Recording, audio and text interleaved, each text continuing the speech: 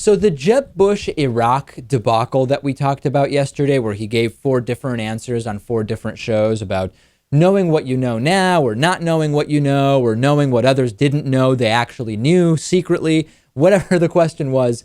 After that, other Republican candidates were logically asked about their positions on Iraq. One of those candidates is Marco Rubio, who struggled, and I'm using that term to be polite, struggled to answer a question from Fox News' Chris Wallace about whether the Iraq invasion had been a mistake. Rubio seemed to completely miss the lessons of Jeb Bush after having to do a full week of damage control. And I'm just going to play it for you. See if you can decipher what the hell is going on here. It's a couple minutes long. Stick with it. It is just fantastic. This brings us back to Iraq and the question of the week, which is, given what we know now, would you have invaded Iraq back in 2003? As we all know, Jeb Bush had a tough time answering that this week. Here's what you've had to say. Was it a mistake to go to war in Iraq? No, I don't believe it was. The world is a better place because Saddam Hussein doesn't run Iraq. After finding out there were no weapons of mass destruction, would you, if you knew that, have been in favor of the Iraqi invasion? Well, not only would I not have been in favor of it, President Bush would not have been in favor of it. And he said so.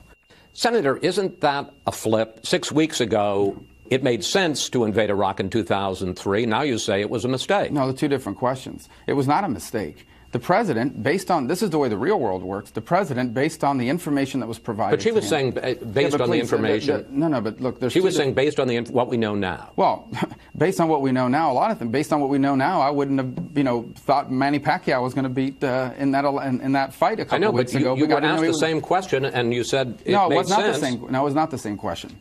The question was whether it was a mistake, and my answer was it's not a mistake. I still say it was not a mistake because the president was presented with intelligence that said Iraq had weapons of mass destruction. It was governed by a man who had committed atrocities in the past with weapons of mass destruction. But what she asked you was it a mistake to go to war with Iraq? It was not a mistake, given the fact that what the president knew at the time. No, she didn't say that. She just said, was it a mistake? That's not the same question. The question I was asked is what you know now. Well, based on what we know now, I think everyone agrees. Was it a mistake? Was it a mistake to go to war with Iraq? I'm asking you. Yeah, I understand, but it's not the same question. But that's the question I'm asking you. Was it a mistake to go to... It was not a mistake for the president to decide to go into Iraq because at the time he was told... I'm not asking you that. I'm asking you... In hindsight. Yes. Well, the world is a better place because Saddam Hussein is not there. So was it I wouldn't characterize it.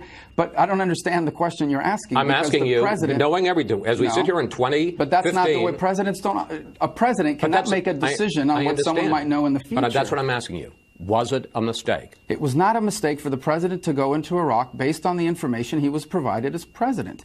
Today, we know if the president had known that there were no weapons of mass destruction at the time, you still would have had to deal with Saddam Hussein, but the process would have been different. I doubt very seriously that the president would have gotten, for example, congressional approval to move forward with an invasion had they known there were no weapons of mass destruction. That does not mean he made the wrong decision. Because at the time he was presented with intelligence I understand that said there are weapons of mass destruction. He wasn't dealing with a Nobel Peace Prize winner. He was dealing with Saddam Hussein, and he made the right decision based on the information he had at that time. So ultimately, he just couldn't understand the question. How could he not understand the question? And I like that answer where he says, I doubt the president would have done it. It reminds me of John Yoo. Remember, Lewis, that attorney where when I think it was John Conyers during a hearing said, if the president wanted to order someone buried alive, would he have the legal authority to do that? And John Yoo said, Congressman, I've met the president and I can assure you he would never order anyone to be buried alive. Just not an answer. And Marco Rubio not giving an answer. And let's add to that, saying stuff that's not true. Marco Rubio saying the president was presented with intelligence that said Iraq had weapons of mass destruction. That's not the full story, right? He and his administration created a lot of that intelligence and they pushed a lot of that narrative. We were led to believe that the president had that intelligence, but as Colin Powell has said, he knew he was pushing a very weak narrative based on the intelligence that they had. So Marco Rubio imploding on the premises, claiming he doesn't understand the question, and still not denouncing the failed invasion of Iraq. I love watching this. It's cringeworthy, really, how he is suffering here. Once in a while, Chris Wallace will really stick it to someone, and I'm glad that it's Rubio. I think we're going to see a lot more of this type of thing from Rubio in the future. I'm really excited about it. He really does seem completely incompetent. Oh, I'm fascinated by it. What Jeb Bush has done, it's now opened up this entire thing of Iraq again on the Republican primary side, and it's epic. I just love it.